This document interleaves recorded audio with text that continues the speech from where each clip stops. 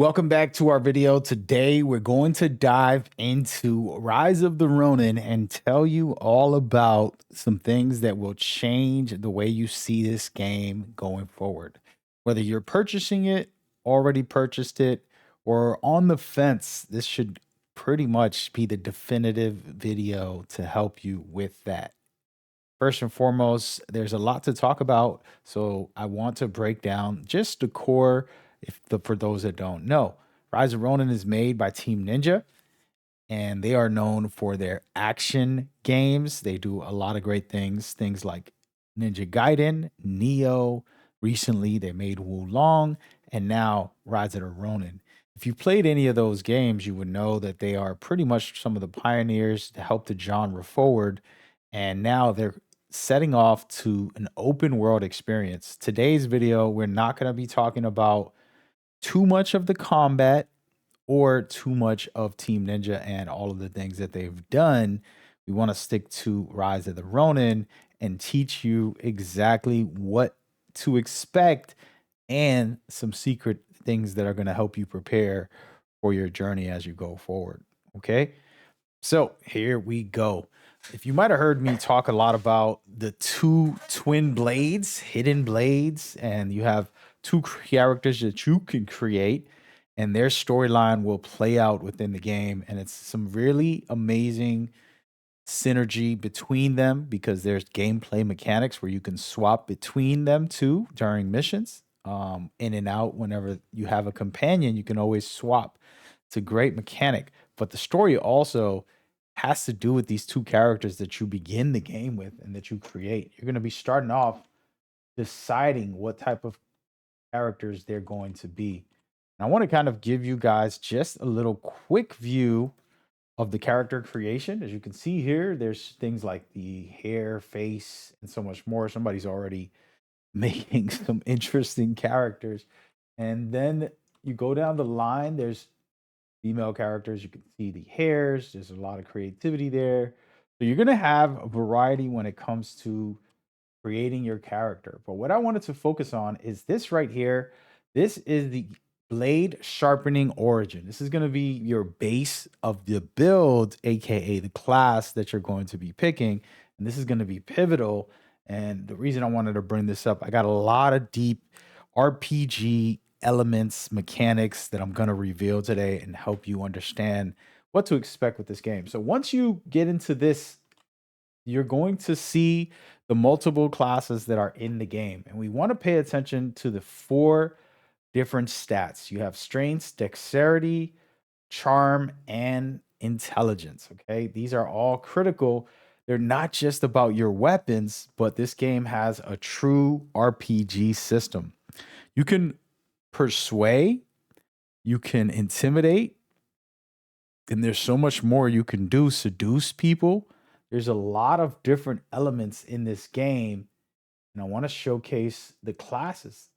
Now, from what we see, there is six. Okay, the killer, breaker, seducer, sapper, beginner, and sharpened. Okay, now we haven't got to see which and what each of these will do, but the point here is that this is critical. On top of making an awesome build with the right weapon, you're going to start off with, going to tell you what recommendations for that specific build and the skill. For example, this is a liar right here. When it comes to the seducer, he's going to be a liar. He's going to be able to manipulate. And so this is one way to play the game, and it's a pivotal part of the experience. And I know this is a picture and it's not as entertaining, but trust me, this is the most important part because I'm going to break things down on the mechanics of the game and how it works. So let's just say you picked a seducer and you have a liar, and then you're going to have the blade and then the pole arm for your weapons. And these are going to be your beginning stats. You got a lot of charm to start off with, some good dexterity, well balanced for the most part. Okay. This is critical for the game. And now we're going to dive into a couple of key things that might get you even more excited about this game. So it is an open world game. You're going to get out there and there's different regions. Each region, you're going to have the chance to help out the villagers, okay?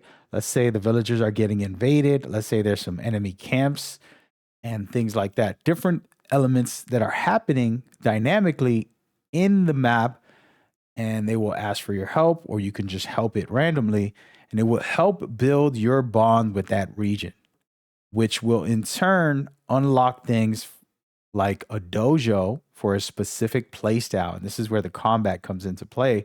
If you want to be great with a dual swords, double swords, you're going to be able to specifically work for a clan and build up that region, unlock that dojo, work with a historical character who's probably great with that sword. He'll train you. There's things like that that will happen. But what I wanted to talk about is a few key components. One, what we just talked about, you pick the seducer class who's more of a liar. So when you're in situations, there's branching narratives and you're going to be able to lie your way. Or, like I said, you can intimidate, which will make it like if you're a tough guy. And then on top of that, you can just figure out whatever method works for your specific play style. It's going to all flow together. And this is where that RPG comes even deeper than before when it comes to other games and how they're setting up their systems specifically. So as you go along, you'll be doing these things and unlocking stuff. Now, the reason I want to take a pause on that because I want to talk about a gameplay concept. For example, let's say you stopping an invasion from some faction, and when you get to the end boss, you're beating him, and right as you're about to finish him off, he begs for his life. You can save him, and then later on in the game, guess what? He might pop up. This isn't a spoiler. Hopefully, you guys don't think it's a spoiler because I don't believe it's a spoiler. Let me know in the comments if you do think it is. But it's just a simple mechanic that can happen consistently with more than just one person. And that will, in turn, possibly allow you to see them again and maybe have to fight them again. And what's going to happen is with that second fight, you might have to spare them again. And this is where they will be willing to train you. They will be willing to work with you, maybe take you to their dojo, give you new weapons, give you new armor. So there's a big system of play here. Personally, I'm going to try to do a full non-lethal run from the very start if they allow me for the most part. If I can go non-lethal, I'm going to try that, at least against the bosses. And that would be very cool if they did a system where you can beat every boss without killing them, sparing everybody possible. Because we are trying to save Japan in the end of the day. So for me, this is my goal. I love Japan in real life. Like I want to live there at some point in my life. But it's such a interesting time because the civil war that was happening and all the Westerners coming in as well, trying to invade and take over as well. So it was so much going on. But you can do what you want with the RPG system. Okay. We know Team Ninja for the combat. We know, and we're watching like amazing footage, right? It's there's no question here that this game looks fun, interesting, and it's going to be a blast. That's not what we questioning here. The question and the conversation to try to help you guys is to understand that yes, wow, this is going to be a lot deeper than just hacking and slashing. And there's so many different variables that can play out. Maybe I don't pick the seducer because I don't like the weapons, or maybe I just want it to be intimidating and I go with strength and I have the great sword and different weapons like that compared to what you have, which is the seducer, and you're more focused on lying and manipulating and persuading people while I'm intimidating people. And so our gameplay can be very different and our storyline, because there's going to be multiple endings, will also play out differently. So I just want to see how all this plays out. And the main thing that I wanted to talk about today is your expectations to help you set the bar on what this open world is going to offer, right? There's a lot of mechanics that we might have seen from other games put together into one, but they're very unique because you have a lot of different dynamics. You have two main characters. You can control both of them. You will end up playing as one as the main character, but the second one will show up and partner up with you, as we've seen in some footage. And that's important because the storyline can change depending on what you do and what you don't do, and how will that relationship work out, as well as the relationship with the people with the different factions that you might side with, and someone else will play totally different. So those are the type of things you want to think about and look at and try to assess on, wow, I'm going to experience this my way and I want to get into it in a deep way. So now I'm going to take a moment and give you guys the story trailer for a second here. And I want to showcase a few things with this one. It's very important that you understand the factions and how this system is working. It's very unique and special for me because I've studied this. And we're going to start off with the Western forces. You have people from the Navy, you have Europe, different parts of the world, America, and so on, coming to Japan, trying to make them open up their borders for trade and for more, trying to take over as usual. And so that is a critical part of the game because you have historical figures like Matthew Perry here and much more that are super interesting and engaging when it comes to what his goal is and how he's going about it. And then, as you can see, this gentleman right here is also helping along the way with that. And so there's going to be factions working together, and you can literally just partner up with these guys and say, let me get all of the weapons. I want the rifles, I want pistols, I want the cannons, the machine guns, whatever it takes, and you'll be good to go with that play style. Could make you a lot stronger. Okay. And that's super interesting. But of course, if you take the moment and you say, hey, I'm going to go with the shogunate, these guys are the traditional samurai protectors of Japan. They basically took over from the emperor and the royal family from Japan, which was for the empire, and now they've controlled things. So they're the ones pretty much under attack because they have had the ruling and control for the most part. And it's like, okay, well, they're also in conflict with everybody. So it is super interesting. You start building relationships and bonds with them, manipulating by lying, or you can intimidate them and so on. So this is going to be interesting.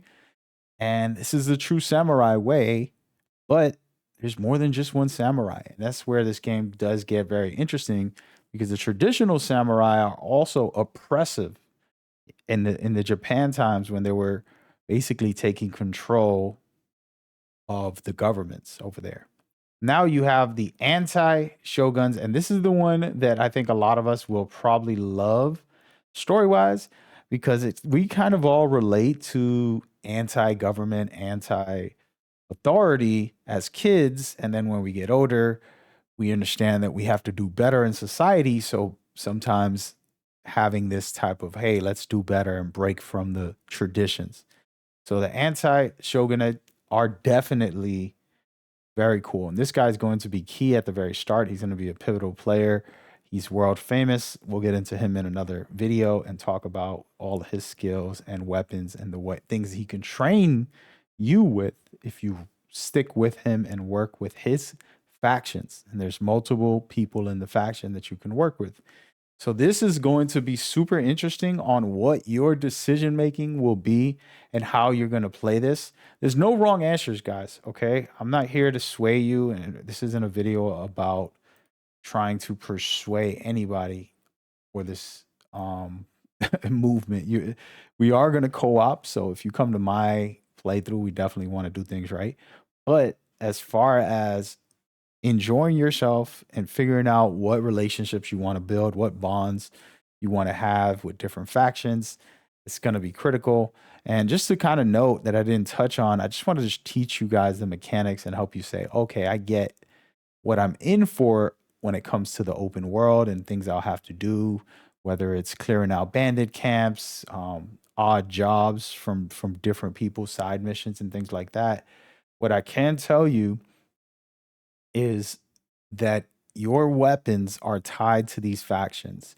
Your stances are also tied to these factions. So it's not just about the story and and how that would play out as far as the branching narratives and multiple endings.